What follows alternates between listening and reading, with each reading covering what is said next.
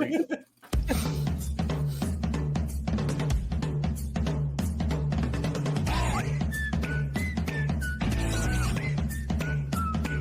Hey everyone, how you doing? This is Amon Green, Gourmet Packers all-time leading rusher, and you're watching Packers Total Access Live, your daily source for Packer content. Go Pack, go!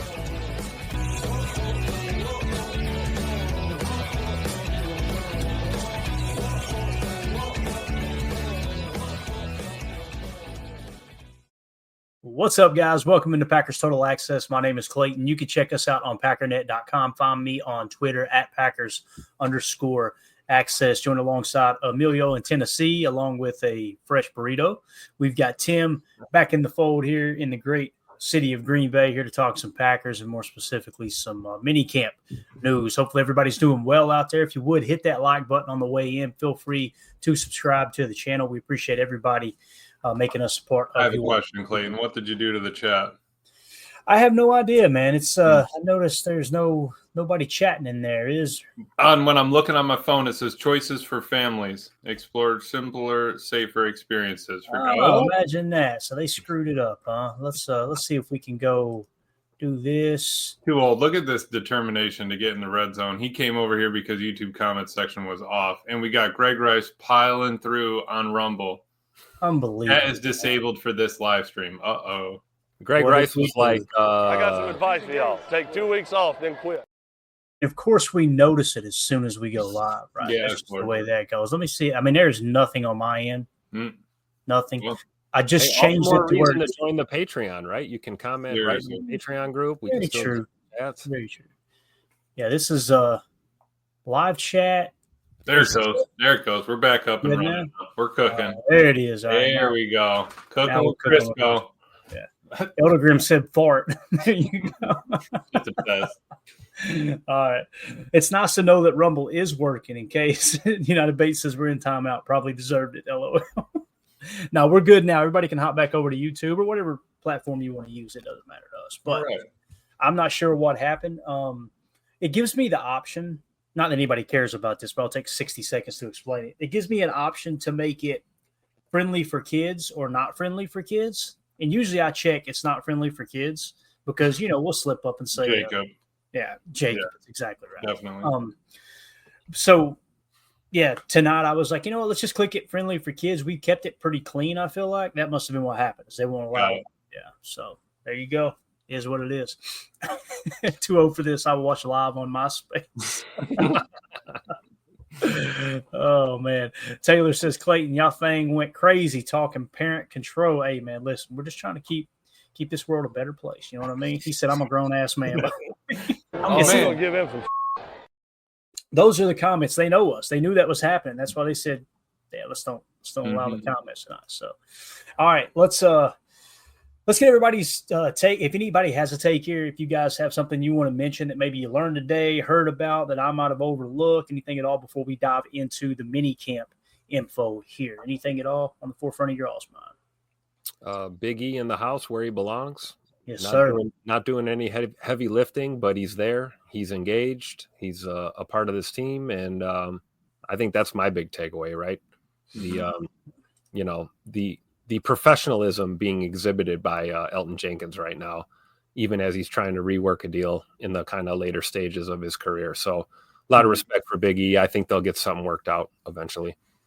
I do too. It's in good faith, Emilio. You know what I mean? Him showing up and Right. I mean, that's half the battle, right? I mean, showing up to work is half everyone's battle every day. So I appreciate Elgton getting there, even though you're working finances in the back, because you can still build relationships with players. It's not like you're, completely mute or anything. I mean, he's going to have a good time with the guys, joking, messing around, and you still got to be able to get in what's Matt going to do for their final, activity. We going paintballing this year, bowling. You got to get in on that. Yeah, for sure. I'll tell you what I'd do. I'd take everybody up to the 1919 kitchen and tap and shut it down. You know what I'm saying? That's what I'd be doing. Take the cheese curds and dip them into the beer cheese soup. Oh, cheese curds and my stomach hurt all the time, but I do eat them though. And a lot of Bo Melton. And it's funny too because we got differing opinions on this. You hear some fans on Twitter. We'll get to it here in a minute, but obviously Bo Melton playing multiple positions.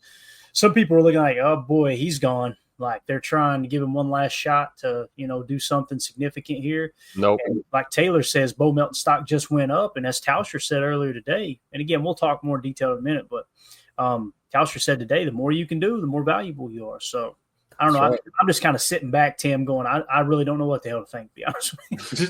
And it's too early to really make any, sweeping judgments or predictions, right? Like this is what they're working with right now. I mean, whether it's Bo, playing both sides of the ball or whatever, or it's, Big E being at camp but not doing anything. Hey, this is kind of part of what you go through this time of year, no matter what your organization is doing or what situation you're in. You're going to have a few of these contract renegotiations. You're going to have some, juggling of the personnel. You're going to have some expected, unexpected releases from your roster that you're going to have to deal with. So I wouldn't put too much stock into what we're seeing right now, with mandatory minicamp. If this was training camp and we were seeing this and it was consistent, you might want to jump on the train and get a little excited about what you're seeing, with guys like Bo Melton maybe playing a little defense or, guys shuffling around. But I think right now we're just at mandatory, workouts right now. So we should just kind of digest all this and take it as it comes. Completely agree. Elder Grimm said, what happened to the old Shannon Sharp soundbite? LOL. Yeah, it got the axe, man, and for no specific reason. Some people are probably thinking, I think I know, because he was in the news here a little while ago. But really, we've only got so many spots here on the program. We'll hit you with one of these. Could be a crackhead who got hold to the wrong stuff. So there you go. There's your. I don't know. I'm not a doctor. All right, let's dive into it. Let's start on the offensive side of the ball. There was a new quarterback working out today, gents. Look at this guy right here. He's played a little quarterback in his day, right? Yeah, you know it. As a matter of fact, Tim, look at this shot right here. Look at that guy. You kidding me? It is. That's Mr. Steal Your Girl right there. Right there. Hey, go back up. Let's see. Oh, index finger on the ball, baby. Yeah, he's good. Yeah, QB number 5. Let's go. Now you'll notice the flash in the screen. It was actually a pick six. Watch, that's the DB picking the ball off right there. So he was throwing the drill to the DBs. So it's pretty cool though seeing Matt out there. You can tell he's taking it way too serious. And he snapped. You see him snap to the right. First read wasn't there. Second read wasn't there. Get over to the third. Look at the follow through too. Flick of the wrist, index down. Humming that tater, baby. Absolutely. Let's go. Yeah, let's see. Let's slow it down. Let's do a little chalk talk here. Let's make sure his index finger stays on the ball here. No, it's all about the footwork. Restart it. Let's see that drop, man. All right, here comes the drop. Clean footwork. 1, 2, 3. Oh. He drug that out a little bit. I don't know, Coach. In between 3 and 4. 5.5 step drop, right? Yeah, let's see if the index finger stays on the ball right here. Oh, yeah. Look at that release, baby. Let's go. Still got it. Yeah, 3/4 release, nothing over the top. Yeah. Back in 82, I could throw a football over them mountains over there, boy. That's the face, though. That face right there is the face I make after eating Taco Bell. You know what I'm saying? Right there. All night long. So, anyway, Coach LaFleur out there spinning that sucker. I think it's absolutely awesome. So, also today, just to kind of give everybody an update on who was there, who practiced, who didn't, shout out to Wes Hodkowitz, who tweeted this out. Welcome to Packers minicamp. 10 players not practicing today, and those players were Quay Walker, Michael Robinson, Kalen King, who had a cast on his right arm, Zane Anderson, who is no longer a real person, evidently, Colin Oliver, Aaron Banks, Elton Jenkins, John Williams, Christian Watson, and Julian Hicks. Now, there's a couple of those that don't surprise us at all with Elton and Christian Watson, obviously. Colin Oliver, listen, this is nothing to be worried over, right? And I think it was mentioned earlier that Kalen King, they're not overly concerned with Kalen King. That cast will be off. He'll be good to go for training camp, whatever the injury was.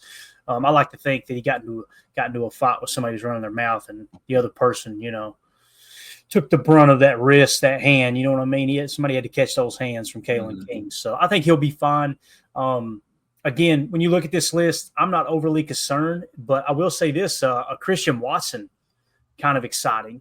We'll see a little clip of him here in a second. But with this list initially here, Emilio, what do you think? Is there anything to mention here? Anything we might be overlooking or not?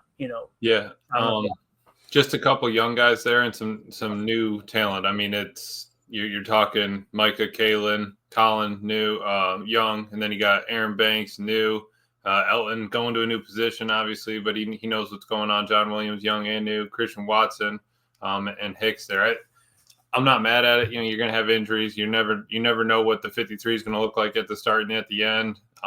So if it happens now, I mean, more power to him to get back. I think Matt was saying that in his presser that Kalen, he's got the shoulder on now, but he said, yeah, he'll be out the rest of this mini, but he'll be good to go for training camp.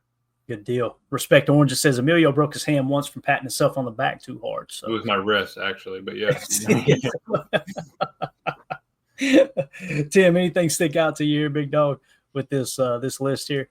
Yeah, great point by Emilio. A lot of these names, it's nothing to get, super overly concerned about, right? We knew Scoot was going to be out and miss some time, right? A lot of these are not surprises, but, the first name on the list kind of sticks out to me.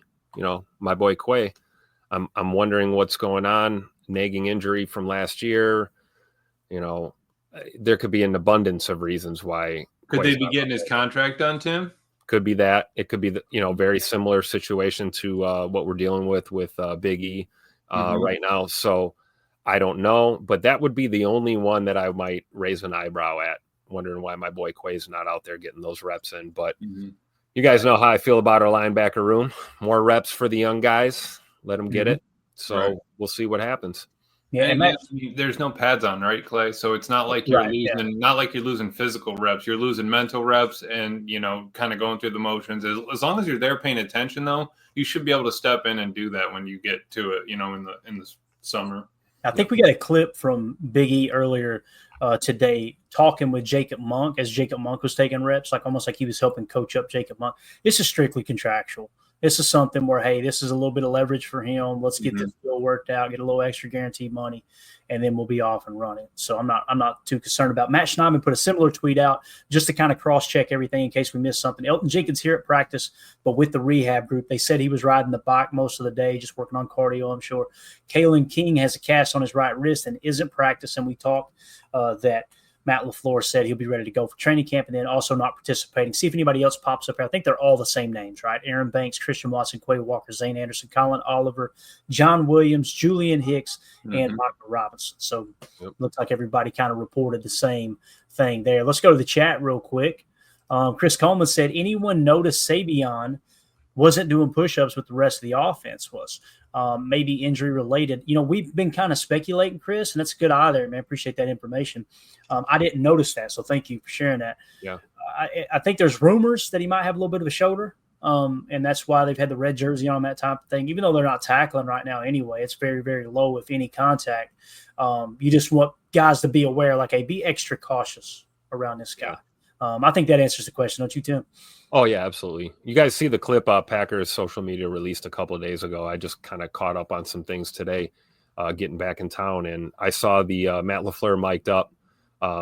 This was before minicamp. This was the last OTAs, and he was making comments basically saying, hey, it's really nice to be able to throw Savion a few balls, and he asked him how he was feeling catching the ball. You could see he had the shoulder immobilizer on. He had the whatever they call that, the cuff or the ring on the shoulder underneath the jersey, and I don't think it's anything more than what he was dealing with, last season, which cost him to miss the Senior Bowl. So probably just a shoulder issue, and they're just trying not to push too hard. So it is that's what the chat's saying too. Eldergrim says he had a shoulder brace on. Holmes says his shoulder's jacked up. Chris says he's worried about that. Listen, it's not good news, that's for sure. So hopefully everything will work out okay. I think the good news is that he's wearing a red jersey and he's out there participating, and he's not sitting at home playing, Madden against Emilio online. That's a good scenario. On rookie. That is a good scenario. Greg Rice says, was he throwing in the red jersey? I've heard people say that on Twitter. I have yet to see a video of him playing quarterback. Yeah. So I think the early thing was everybody's like, whoa, they're going to put him in at Wildcat quarterback or something, and they may do that at some point during the season. But I think the red jersey is more along the shoulder thing. Yeah, precautionary move, probably. Exactly. So Coach Lynn says still the shoulder. 2-0 for this says, Doc, is jacked up true medical terminology? It is for this stupid show, right, Doc? Doc reeled it in here. Shoulder harness, probably a rotator cuff strain. There we go. Dude, I've got two. Boy, They're in bad shape, Emilio, from these walk behinds. I'm telling you, yeah, that's weed eating one-handed will do it too. I think the goal is 50. When I hit 50, I'm going to shut it down and go get both surgeries on both shoulders, and we'll just enjoy the rest of life up in Green Bay. You know what I mean? I think that's what we'll probably end up doing. So we'll see how that goes. Manny might have different plans for me. Chris Coleman says Watson back in September. Man, I wish, Chris. I don't know. I'm not a doctor. Holmes is. Anytime someone asks a question like that, I immediately try to give an honest answer. And the way I do that, Emilio, is I run it through the filter of got to bet the farm. When's he coming back? Right. And that really takes the emotion out. Yeah. I don't think September. If I had to bet the farm, I would not say September, Chris. No. Now, October. Before Thanksgiving, maybe? We'll take that. October still seems like a stretch. Yeah. November, I think when we hit November 1st, if he's not back yet, unless there's reports coming out he had a setback, Emilio, I think we're going to be like, yeah, he's any day now. Now, we may get surprised, kind of like Rashawn Gary. You guys remember that? All of a sudden, he just, bang, he popped up, and he was ready to go. We were like, what? How did he recover that quick? But we know – I want to say we know how Rashawn Gary is. He works as hard as anyone. You know, he's one of those just athletic freaks. He's an off-season grinder. But Christian Watson is too, man. Mm-hmm. You know? So Jay Love was saying that in his presser that, you know, Watson, his life has been rehabbing day in and day out, just rehab. I mean, imagine not working 5 days a week. It's 7. I bet it's 6 or 7 days a week for Christian, doing, you know, strength training, flexibility training. Biggest thing after that ACL is you got to get full extension, which he's already passed, obviously. Get that height, get a little bit of hyperextension just so you know that you have that full movement and get that full close. I'm happy, man. That the fact that he's coming back like that. If he comes back by September, that's like GTA 6 coming out this year, right, Clay? I don't see it happening. But November's the shot. As George Dubb once said, "Fool me once, shame on you. Yeah. Fool me twice. You fool me once, you can't fool me again." Can't fool me again. Tim, I don't know, man. Christian looks healthy, dude. Like is it just me, or does he just look like he's really filled out now? Like we talked about his legs being bigger last year, like he put on a little bit of weight and it looks like he got in the weight room. To me, though, I don't know, the shoulders look a little broader to me. Am I wrong here? I don't think you're wrong. I'm seeing that a little bit. And maybe that has to do with the fact that, you know, he's rehabbing the lower body injury, which may allow you to go a little harder on your upper body, you know, workout. And so maybe he bulked up a little bit in the chest and shoulders and his back, you know, and then he's working, obviously, you know, the lower end trying to get back on the field. You know, we haven't really seen him, you know, run and stick that leg in the ground and cut and make a move quite yet full speed. So we don't know, but I will tell you this, him being here, you can see him with Tay Wicks, Matt Golden in the background there. Look like Savion Williams was over there. I don't know if this is like rehab group or conditioning group, whatever it is, but him being at camp and in the building, engaged and just doing what he can physically is a really good sign at this point in the year. So I don't think it's crazy to think that he could come back a little bit ahead of schedule. It's just we might want to temper our expectations when, you know, predicting when we think that might be. I'm with you, Clayton. I think, you know, early November would be probably the earliest you'd see him hit the field again, but we don't know yet. Time will tell, but he looks good right now, man. Yeah. I don't know, man. Who's that cat that snuck into practice back there in the gray Swiss? Look like he's trying to steal stuff off the goodie table back there. You see him back? That's a smart man. That's it. Let's get a GPS locator on Big B. Make sure he didn't. I thought you were going to say Jacob. It's Jacob. No, if it was Jacob, you'd see a pole where he'd be doing that upside down, got the ankle hooked around the pole. You'd see him brushing the beard. What leg is it for Christian? Is it his right leg? Oh man, let's see. I thought it was his left knee. I want to say I want to say he originally hurt the right. Okay. With the knee bruise, but it was the left that he tore the ACL. I could be completely wrong. Somebody help us out in the chat. Just because I was kind of seeing, I mean, if it's his left, he used a lot of his left leg on that turn, like the turn and pivot. Like when your foot's in the ground and you're still like turning and pivoting on your toes being in the ground, that's a lot on your knee. I mean, being able to like Too Old for This was saying, Christian Watson has an incredible that what we've seen him, no knee sleeve, no brace, and moving like nothing happened. Those twists and plants on the field right there and landing one-legged, you know, carrying all your weight, something like that, that is impressive. Yeah. Too Old for This says Christian Watson's been incredible in what we have seen him. no knee sleeve, no brace, and moving like nothing happened. I mean, and again, we haven't seen him sprint 60 yards, right? Too old for this. Yep. I heard Wildy say that too. Like, hey, it's not like he's, going for 50-yard bombs here, but everything you've seen so far, so good, which is great, man. I want him to just come back and put all the doubters in check. You know what Absolutely. I mean? So we have to tip our caps to the medical staff and just modern medicine as a whole with these athletes, right? ACL used to be a career ender, MCL used to be a career ender. Now these guys are, they're getting state-of-the-art procedures, state-of-the-art rehab, doing everything they can to get back. And that's why we're seeing, I think, accelerated healing time and guys getting back on the field maybe a little bit sooner than they did even, 3 to 4 or 5 seasons ago. It's amazing how fast things are developing now. So big kudos to the athletic training and the doctors that have taken care of Scoot and these guys throughout this process, right? Yeah, definitely. A shout out to Kyle Malzahn. He's the one who provided that video, and I caught it over on Sleeper Packers at Sleeper Packers on X. You guys go give everybody a follow over there. Now, we were talking a little bit about Elgton Jenkins, and this is the clip with him with Monk. And again, I know some people are going to roll their eyes and say this ain't no big deal. This is nothing at all. I love it. Like, the fact that Elton's out here and kind of just, maybe giving advice and just being, it'd be real easy for him. Hey, I'm here so I don't get fined. And he's sitting over on the bench. You know what I mean? Just unplugged from everything. To me, this looks like best case scenario based off of the contractual situation that he's facing here, Tim.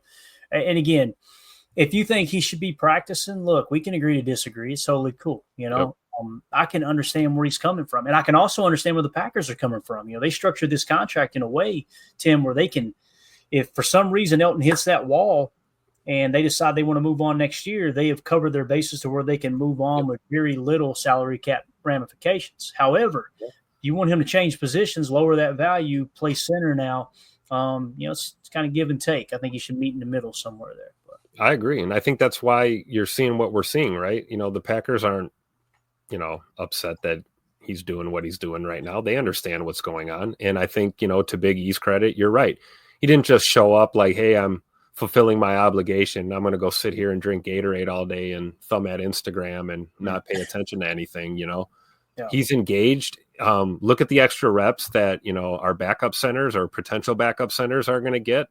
You're talking about anything X's and O's related or scheme wise or anything they're trying to do. He's engaged. He's hearing it. It doesn't matter if he's not out there jogging around in his, his underwear or whatever, who cares? Right. If this, like I said, if this was a few weeks from now and we're going into camp and, we still don't have something figured out, now I'm going to be a little bit concerned, but I think this is a testament to him being committed, but hey, I'm standing on business. This is a business.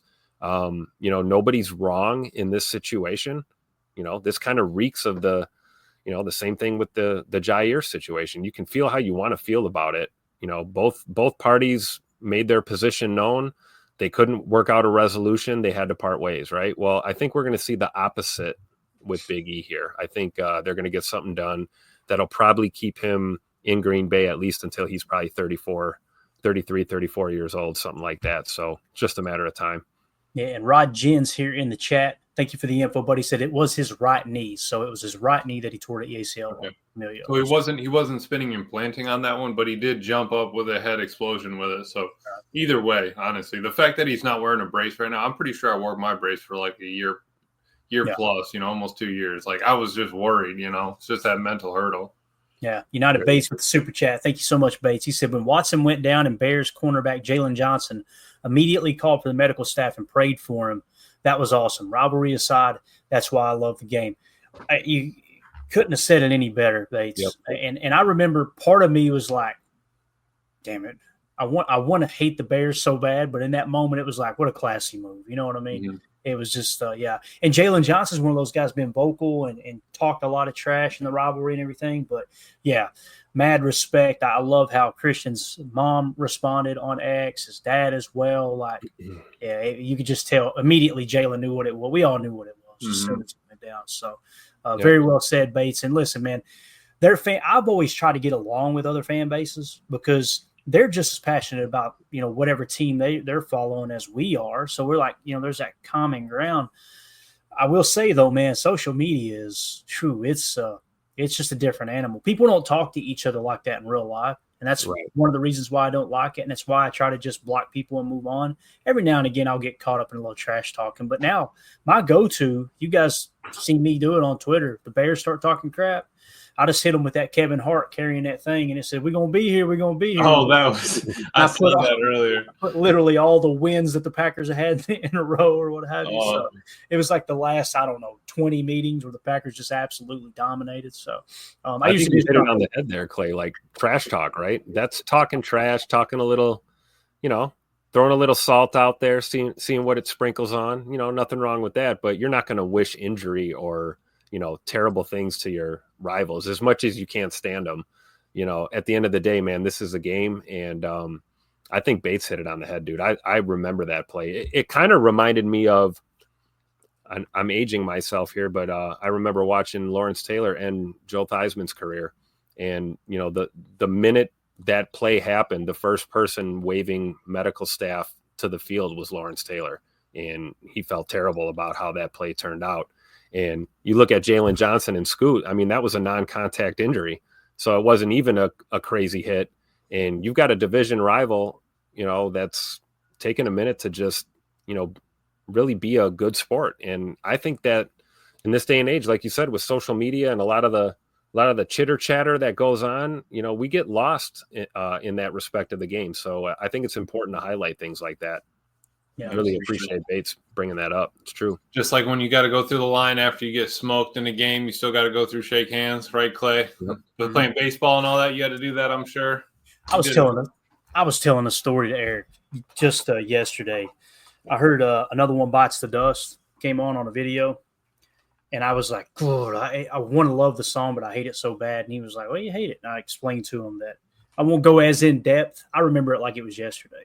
This district tournament, my last game as a senior in high school baseball, and basically they won on a walk-off hit. And the way the play happened, again, I won't go into all the detail, but you could see the play happen. You knew they were going to score. And I'm talking about, I go sliding toward the fence to grab a ball and throw it home to try to throw the guy out, knowing I didn't have a snowball chance in hell of making this play. And as I grabbed the ball, scooped it up to throw it home, they crossed the plate and they immediately hit on the PA. Doom, doom, doom. Another one bites the dust. I was just so mad. I'm 42 years old, and to this day, when I hear that song, my ears just turn red. Dude. Then you had to go shake their hands afterwards. That was forget that. So Bates, thank you for the super chat. Also, let me throw this up here real quick. He sent me the clip. Hopefully we don't get hit with anything. This is what he was talking about. We got to be kind of careful with these because they are cut from some TV broadcasts, but and you don't actually see the injury. You just see him obviously on the ground. And there it is right there. As you see Jalen Johnson, class act, man. Class act. It was definitely the right knee, as you can see here, and then goes down and prays for him. So just a classy dude, man. Yeah. So yeah. Like who cares what uniform he's wearing, right? Right. Like what difference does that make? That's a camaraderie between athletes right there. That's warriors in battle, and that's a mutual respect, and you love to see it. Yeah, for sure. And again, man, all rivalry aside, when something like that happens, in mad respect to Jalen Johnson. Thank you for that super chat, Bates. Appreciate you, buddy. I love when Bates gives us money to add value. Yeah, I was gonna say, send him his $10 back, man. We should be paying him for that. Exactly. Something else that was mentioned here, Deadfish. I see your comment on Jair and the 1 year prove it. We'll get to that on the defensive side. I got it marked here because I definitely want to highlight that here in a minute. Zacchaeus Earls said, "Why do some Packer fans keep saying trade for Trey Hendrickson or TJ Watt? They're both about to be 31 in a few months. I would not risk doing that and giving either one a big contract." And that's the thing that people are overlooking, Zacchaeus. I think you hit the nail on the head, is the contract that you got to provide with it. If they were getting that contract with Pittsburgh or, in Trey Hendrickson's case with Cincinnati, which, by the way, boy, that is off the rails. Matter of fact, since we brung that up, and I know we're still talking offense, we'll just weave this in real quick. This is wild. You guys remember we were kind of worried we were going to draft Shamar Stewart. Yep. Going to be this project player and everything. I'm not going to play the clip because I don't know who owns rights to it, but this is a video.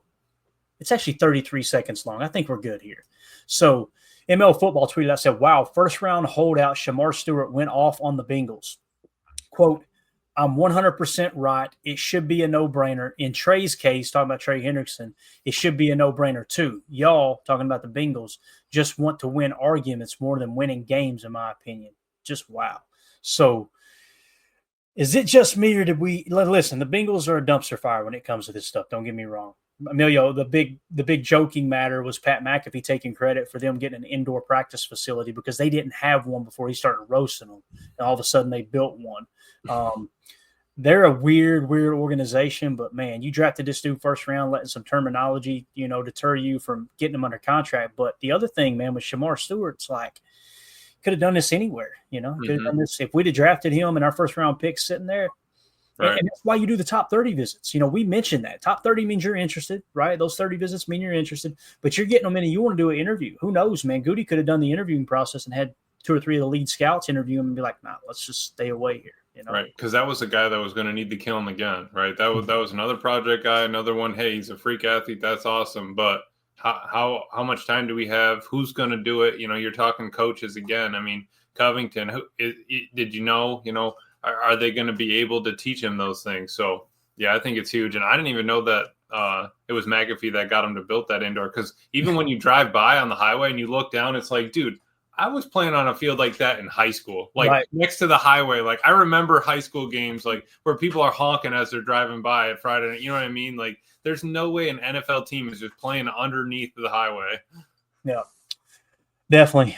So back to Zacchaeus Earl's question here: Trey Hendrickson or TJ Watt? They're both about to be 31. Yeah, I mean, you're going to have to give them.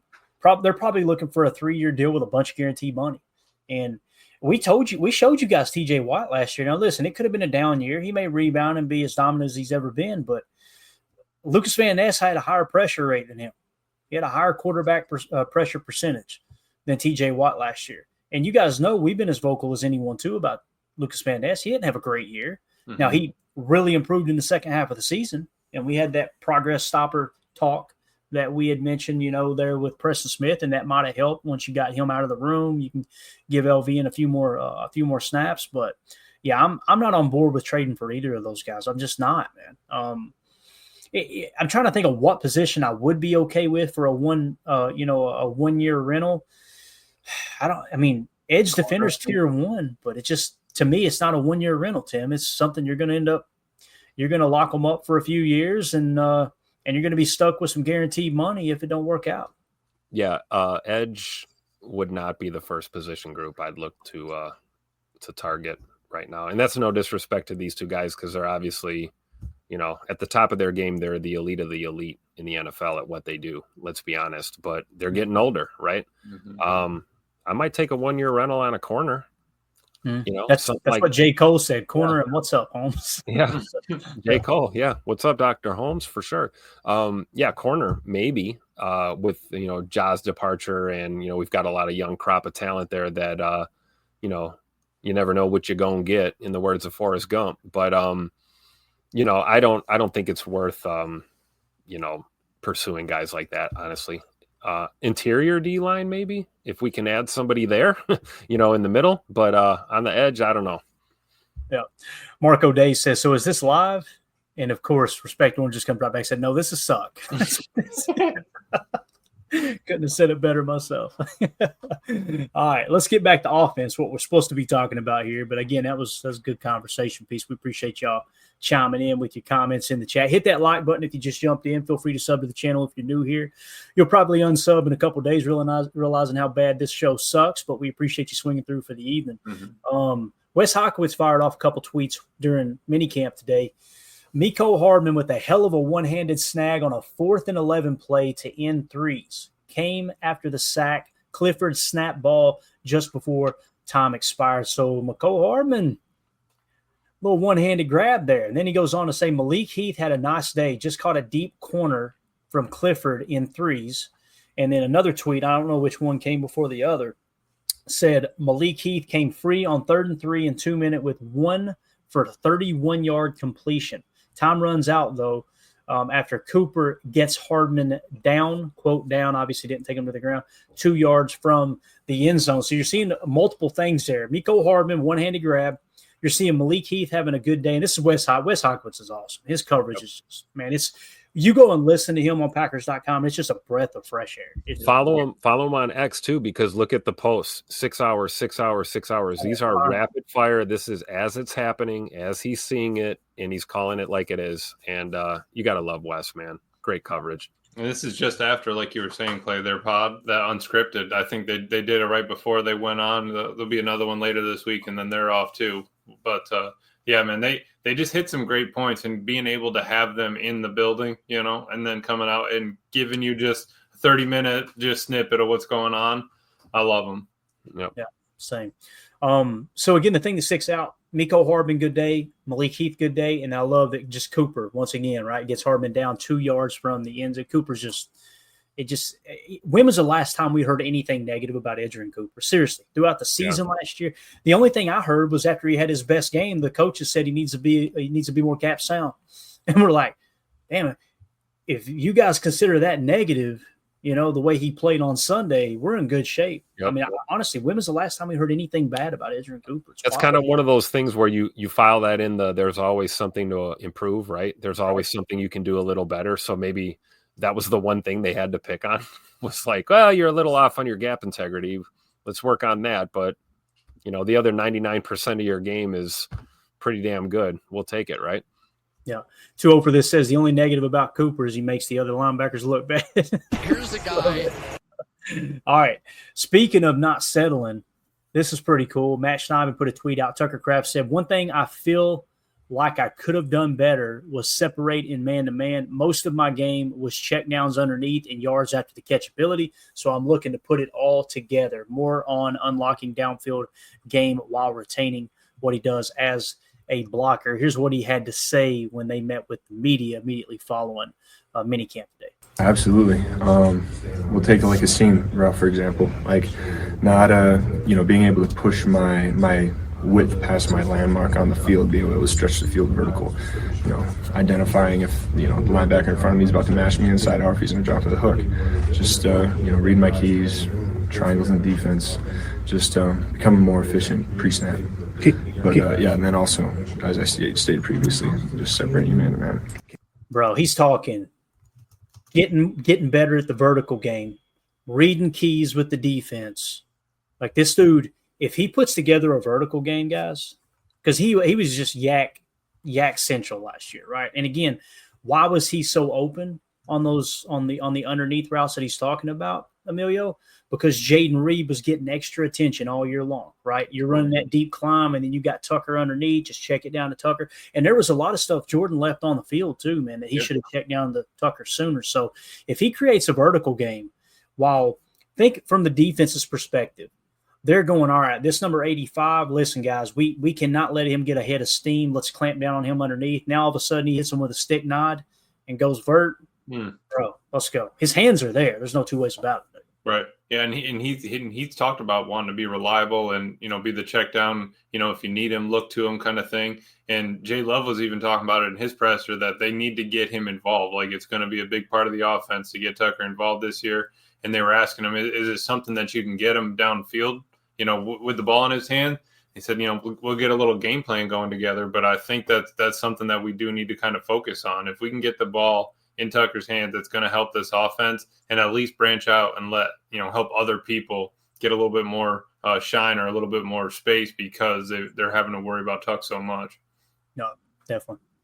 2-0 for this says, I love how our top guys are looking to get better and know their previous best was not good enough. And Tucker, Tim, I don't know if you remember this or not, but locker cleanouts, Tucker was like, it was like he didn't like the vibe in the locker room, right? And it was, hey, I'm going to step up next year and I'm going to assume more of a leadership role. Yep. And again, when you put the numbers up like he did, and we talked about that, we did a pretty extensive breakdown through the history of the Green Bay Packers. Tucker Kraft is off to the fastest start of any Green Bay Packers tight end in history. Mm-hmm. He had more yards as a rookie than anyone, to the best of our knowledge, when we ran that down. And then his second year was better than even Paul Kaufman, if I remember correctly, who I think many would consider to be the best tight end in Packers history. So Tucker Kraft, man, that's a dude you want to be a leader. He just seems like one of those guys. He could put on a bow tie and go eat dinner with the upper crust, and then he'll have a bush latte in a concrete footer pouring concrete with a bunch of construction. You know what I mean? Yeah, while flicking a lung dart, right? You got to love it. It's our guy right there. And, I love what he's saying. Like, hey, I want to go vert a little bit if I can, get a chance. And we talked about Tuck. He's a big dude, got good hands, but I think what we sleep on is the agility in the wheels. Like he can move for a big hog molly tight end that he is. And I don't see a problem with maybe catching the defense sleeping a little bit and sending him on a 9 route or something straight up the sideline and just float one into him, let him make a contested catch or something in one-on-one coverage. I'm all for it. But bottom line is, his comments, like you said, Clayton, last year about he didn't like kind of the vibe or the attitude in that locker room as we had a disappointing end to our season. It sounds a lot like what Josh Jacobs was saying about his last years in Vegas with the Raiders. And he was not happy with the level of intensity or expectations from his teammates as guys were, laughing and still having a good time, even though they lost and they mailed it in. Maybe that's kind of what Tucker was talking about. And he's kind of putting it on himself to, demand the best from himself and lead by example. And hopefully everyone else kind of embraces that. I don't know who coined that old term, right? Good, better, best. Never let it rest till your good is your better and your better is your best. That's what you want to do. You have to pursue that excellence, man. And, that's the Lombardi way, right? That's what we do here in Titletown. And when you got guys like Tucker Kraft that exemplify that is super contagious in the locker room. And you're going to get guys bought in and rallying around each other. And if you want to win a Super Bowl, this is the type of attitude and work ethic that you need to have. And just grateful to have a guy like Tucker on our team, man. Yeah, for sure, man. Goody knocked that one out of the park. And again, if he had just settled on Musgrave, we wouldn't have found Tucker. And that doesn't mean that Musgrave can't turn into a great player, but that's one of the reasons why when you got a need, double dip. And what do we do at receiver this year? Matthew Golden and Savion Williams, right? So you never know which one's going to pan out. I mean, you look at it, safety too. We safety the same year, right, Emilio? You went Javon Bullard in the second. Evan in Home Depot. Yes, sir. Went 3. There you go. And picked up Omar Brown too for us. Mm-hmm. Yep. And if I remember correctly, I don't think I've got it. Actually, I do here. That draft, when it came to safeties, Javon Bullard was my second best safety in the draft. Ketan Oladapo was third. Mm-hmm. Got the second and third best safeties on our draft board in that draft. And Evan Williams was one that we missed on. We had him quite a bit lower. But nonetheless, wasn't at the bottom. No, he was on the radar. He just wasn't top 10, maybe. Yeah, we had him lit up green too, saying, "Hey, this is somebody that's primed to be a Packers pick." Now, however, Ketan Oladapo was in purple. He was one of only 7 or 8 players that we had identified that year. Right. So, pretty cool. I love looking back at those old draft boards, kind of see what we were at. Let's go to the chat. Greg Rice says more targets for Kraft. Please, completely agree on that.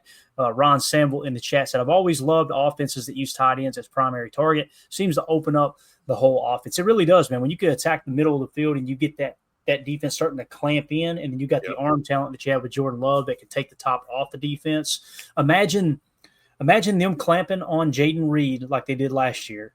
And now they got to be more aware of Tucker. So now you've got 2 guys you got your eye on. Now all of a sudden you got Matthew Golden running a go route. That's going to really open things up, right? And then if you get Christian Watson back in October, how awesome would that be? You got half of the year with Christian Watson on one side and Matthew Golden on the other. And then, of course, you're mixing in your Jaden Reed, your Romeo Dobbs, your Dontavion Wicks. Dontavion Wicks has got a lot to prove this year. He does, man. He's one, like, obviously he's not a camp casualty, nomination there by no stretch of the imagination. He'll be on this roster if he's healthy.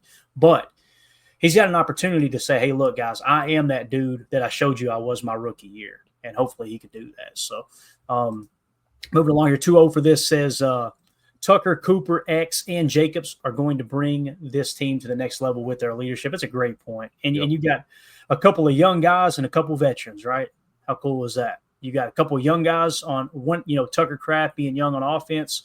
You've got Edgerrin Cooper, young dude on defense. Then you got the Wally vet and Xavier McKinney on defense. And you got the Wally vet and Josh Jacobs on offense. That's a good little blend there for sure. Ed Madden says, I want to see Musgrave up the seam too, but he needs to block better to get the opportunities. Blocking's definitely not his game, Ed. I agree with you there. And he's got a ton of potential. I was way more excited about him in the draft process. I had Musgrave significantly higher than Kraft. Actually, no, I didn't. That year we had Kraft. That was the first year I covered the draft with Ryan, and I did the old school board back here. Right. I had Tucker Kraft like 2 or 3 spots below Musgrave. I was really high on Musgrave. And I got to be honest with you guys. That's, if you see it, you got to say it. What I seen on the college tape when he was healthy has not translated to the NFL, at least to this point with Musgrave. So hopefully, No block, no rock. there you go. Hopefully that does come into focus for sure. So, all right. Anything else on offense, boys, before we wrap up this hour here? I would add Big E to that list of veteran leaders once we sort this whole contractual crap out, get the business side done. I think I'm looking for Elton Jenkins to be that vocal stand-up leader on that O-line, because we know Zach Tom is elite of the elite, right? But he's not the most, rah-rah, yelling, motivating type of dude.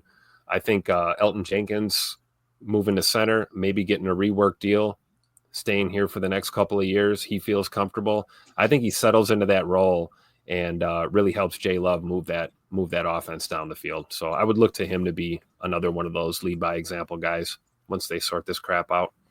Absolutely. You good on offense, Emilio? Anything else you want to add? Yeah, no, I just Musgrave, we're going to ask him to block. He's just going to need to attempt, right? We're going to have to work on getting better at it and just keep moving forward, because we can't ask Tucker to block every time, right? So we're going to have to spread that workload out. Everyone's going to get a shot. And the way those two work together, I could see them both trying to chip away at it. Again, both are blocking up. I completely agree. All right, guys, that's going to do it for hour 1. For those of you listening on the pod, we will see you on the other side for hour 2. We appreciate y'all.